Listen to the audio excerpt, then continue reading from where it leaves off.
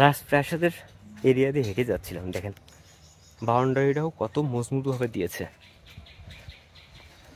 আমার এই দারিদ্র জীবনের ব্যতিক্রম গল্পের সাথে আপনারা সবসময় যুক্ত থেকে আমার কন্টেন্টগুলো আপনাদের মূল্যবান সময় ব্যয় করে দেখে সর্বোচ্চ সহানুভূতির হাতটা বাড়িয়ে দিয়েছেন, তার জন্য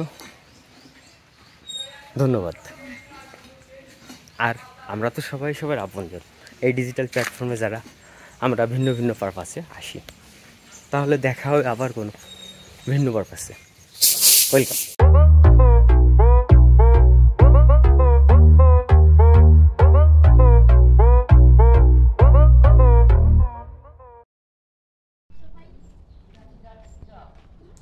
অক্ষত থাকবে এই স্মৃতিগুলো, রয়ে যাবে কথাগুলো, চলে যাবে এই পৃথিবীর মানুষগুলো। ভাগ্য যেমনই হবে ঠিক তেমনই ঘটবে তার পরিহাস। এই পৃথিবী এমনই স্বার্থের পৃথিবী, সময় ফুরালে পৃথিবী নিজেই ফিক মারে। আর তো পৃথিবীর মানুষ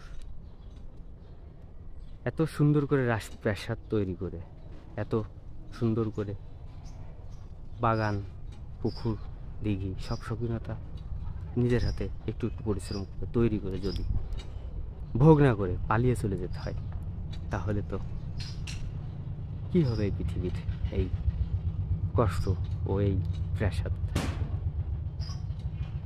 কথাগুলোই রয়ে গিয়েছে। যেখানে এসেছিলাম আসলে এখানে সব রাজবাড়ি, এই এলাকাটাই সব রাজাদের, এই যত এরিয়া সব রাজারা ছিল। ভাগ্যর অতি পরিহার যা এই রাজপ্রাসাদ, এই স্বাদের দিঘি, এই বাগান, এই সম্পত্তি সব ফেলে রেখে চলে যেতে হয়েছে এ দেশ ছেড়ে পালিয়ে। ভাগ্যর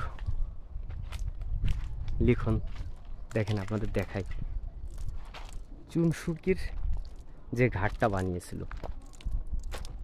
এখনো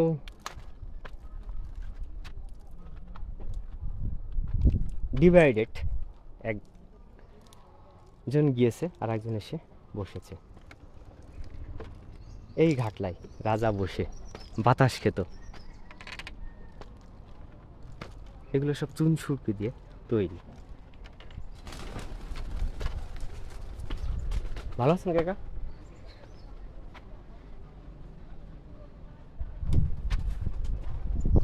রাজপ্রাসাদটা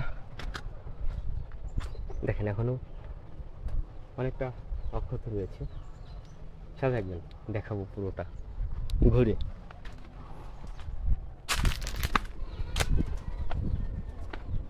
এই যে বাড়িটা আসলে ব্যবহার করে না, অকাজও হয়ে রয়েছে, তারপরেও স্মৃতি হিসেবে রেখে দিয়েছে। জমিদার বাড়ি,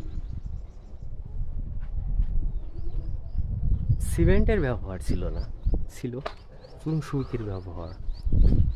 তার জন্য এখনো এই 1000 বছরের বিল্ডিং এখনো অক্ষত রয়েছে।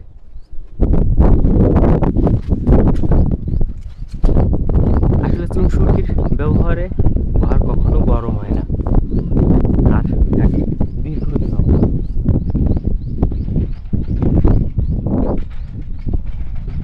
আমি তো সবসময় আমার এই দারিদ্র জীবনের ব্যতিক্রম গল্প নিয়ে আপনাদের সাথে যুক্ত থাকি। আপনারাও মূল্যবান সময় ব্যয় করে দেখেন, তার জন্য শুভকামনা।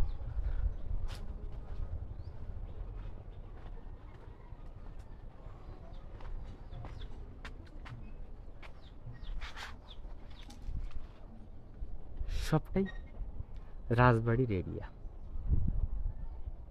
বিল্ডিংগুলো এখনো অক্ষত দেখেন।